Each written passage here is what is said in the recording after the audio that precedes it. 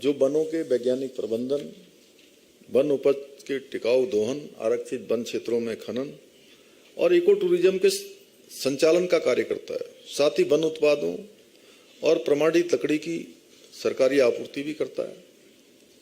अर्थात वन विकास निगम हमारे राज्य की इकोनॉमी का तो बहुत महत्वपूर्ण है ही है, उसके साथ साथ हमारी इकोलॉजी के लिए भी महत्वपूर्ण है।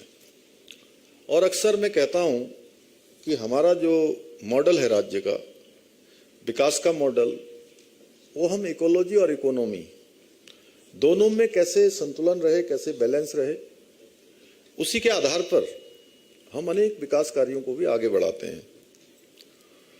आज का ये दिन उपलब्धियों को याद करने के साथ साथ इन वर्षों में एक संस्थान के रूप में जो हमें बहुत सारी उपलब्धियां प्राप्त हुई हैं, उसका तो ये उत्सव है ही है। इसके साथ साथ अगर कहीं छोटी छोटी न्यूनताएं रह गई हैं, न्यूनताओं से अर्थात मेरा यह है कि कहीं कोई कमियां रह गई हैं, तो उन्हें भी भविष्य में सुधार करने का, आगे बढ़ने का भी आज का ये दिवस है। घने जंगल, हिमालय के ऊंचे ऊंचे शिखर, विशाल ग्लेशियर, पवित्र नदियां और समृद्ध जैव विविधता, ये सब हमारे उत्तराखंड की जो अमूल्य धरोहर है।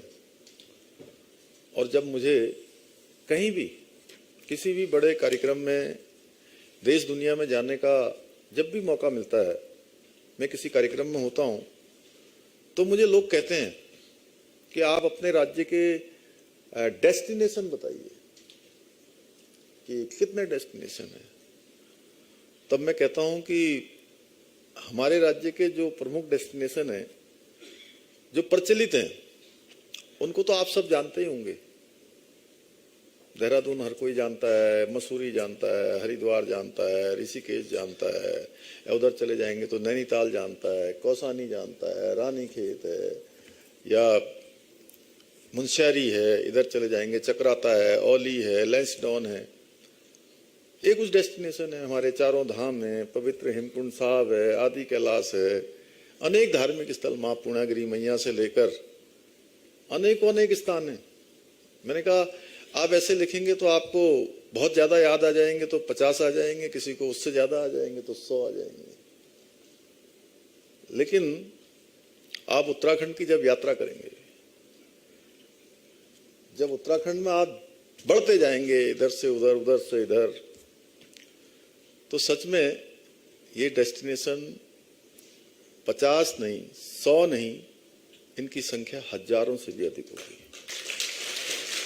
हजारों से अधिक। और जिधर जाएंगे वहीं आपको एक नया डेस्टिनेशन दिखाई देगा। और ये हमारी बहुत बड़ी संपदा है।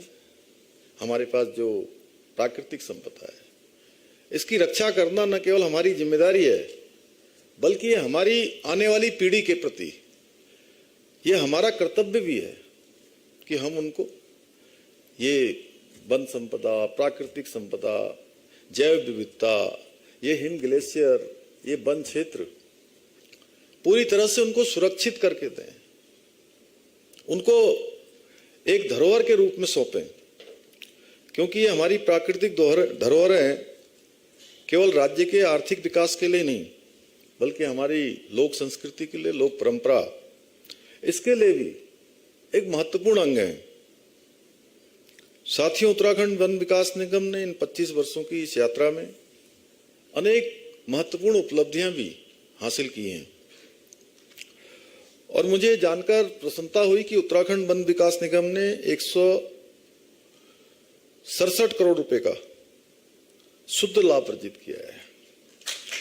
और ये उपलब्धि इस बात का स्पष्ट प्रमाण है कि जब नीति स्पष्ट हो, नियत साफ हो, तो संसाधनों का सही उपयोग विकास को नई दिशा देता है।